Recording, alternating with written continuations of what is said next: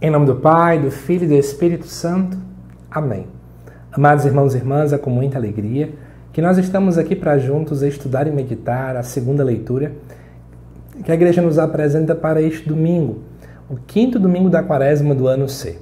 E o texto de hoje se encontra lá em Filipenses, capítulo 3, versículos de 8 até o 14, que nos diz assim: Irmãos, na verdade, considero tudo como perda, diante da vantagem suprema que consiste em conhecer a Cristo Jesus, meu Senhor. Por causa dele eu perdi tudo. Considero tudo como lixo, para ganhar Cristo e ser encontrado unido a ele. Não com minha justiça provindo da lei, mas com a justiça por meio da fé em Cristo. A justiça que vem de Deus, na base da fé. Esta consiste em conhecer a Cristo, experimentar a força da sua ressurreição, ficar em comunhão com seus sofrimentos, tornando-me semelhante a ele na sua morte, para ver se alcanço a ressurreição dentre os mortos.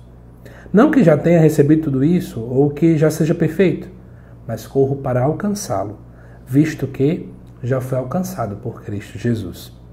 Irmãos, eu não julgo já tê-lo alcançado. Uma coisa, porém, eu faço.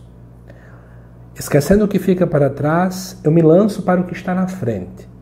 Corro direto para a meta, rumo ao prêmio, que do alto Deus me chama a receber em Cristo Jesus. Amados irmãos e irmãs, o próprio Paulo, quando coloca essa carta aos Filipenses, ele começa a falar que considera tudo como uma perda quando ele analisa, a vantagem que é conhecer o próprio Senhor.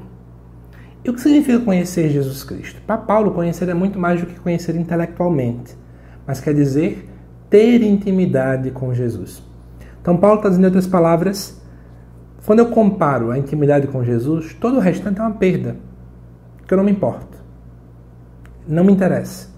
Tudo é lixo, tudo é nada, tudo perde o valor. E muitas vezes a gente coloca o que tem valor para ser outras coisas que são passageiras, que são efêmeras. Eu considero que é muito mais valor receber aplausos de pessoas, ser reconhecido na minha cidade, ser elogiado por fulano de tal. E eu vou colocando coisas nas pessoas porque o elogio passa, reconhecimento passa, dinheiro também passa. E eu acabo não colocando o meu maior valor naquilo que é eterno, que é na vontade de Deus.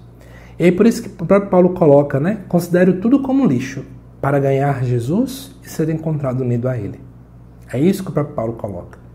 No versículo 9 ele vai dizer que a justiça dele provém da lei, não como minha justiça provém da lei, mas sim uma justiça por meio da fé, na base da fé.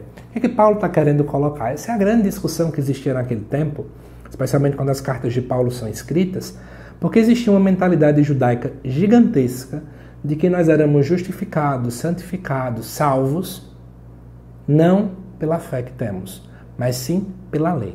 Então, se eu seguisse a lei, detalhe por detalhe, se eu memorizasse, por exemplo, os mandamentos, e só fizesse aquilo, mas não tivesse fé em Cristo, eu estaria salvo, era a visão que eles tinham. E pensar um pouco assim, parece que Jesus não teve importância nenhuma. Mas a gente entende, amados irmãos e irmãs, que de que adianta eu saber, por exemplo, todos os mandamentos, se eu não lembro que aquele que é capaz de mudar meu coração verdadeiramente não sou eu, mas é Deus. Não sou eu diante de um esforço pessoal, diante de uma luta íntima minha que vou mudar de vida. Para de pensar assim. Como se você fosse salvador de si mesmo.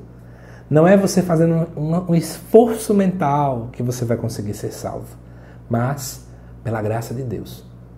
É buscando a Jesus Cristo, é buscando seguir seus mandamentos, é buscando fazer a sua vontade que nós podemos mudar de vida.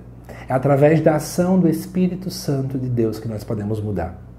E ainda continuando o texto, no versículo 10, Paulo vai dizer o que é conhecer Jesus. Ele diz que conhecer Cristo é o quê?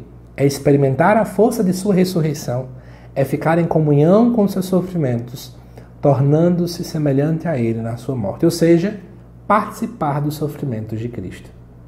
E quando é que eu participo dos sofrimentos de Cristo?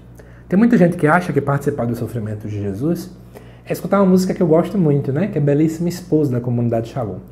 Eu vou colocar aquela música, eu vou chorar, eu vou meditar, eu vou me aproximar do crucifixo, aí eu participo. Mas não. Participar do sofrimento de Cristo, muitas e muitas vezes, é como São Paulo da Cruz falava, né? Ele vai dizer que é se unir também aos crucificados. Quantas pessoas, né, crucificadas estão aí no nosso mundo, ao nosso redor?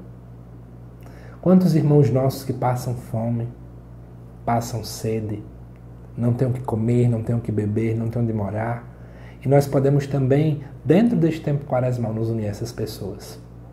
É ver a face de Cristo em todos os nossos irmãos, especialmente aqueles que passam por sofrimentos. Até visitar, por exemplo, uma cadeia, visitar um hospital, são pessoas que passam por essa realidade.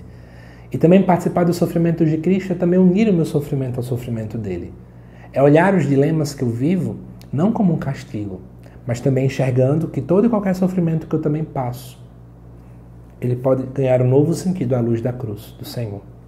E aí, Paulo inclusive continua no texto, né? Que ele corre para alcançar, visto que já foi alcançado por Jesus Cristo.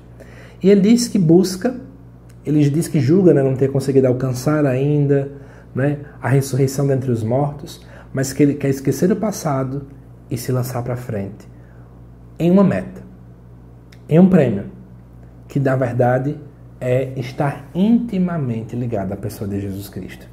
Eu pergunto para você, qual é a sua meta? Qual é o seu alvo?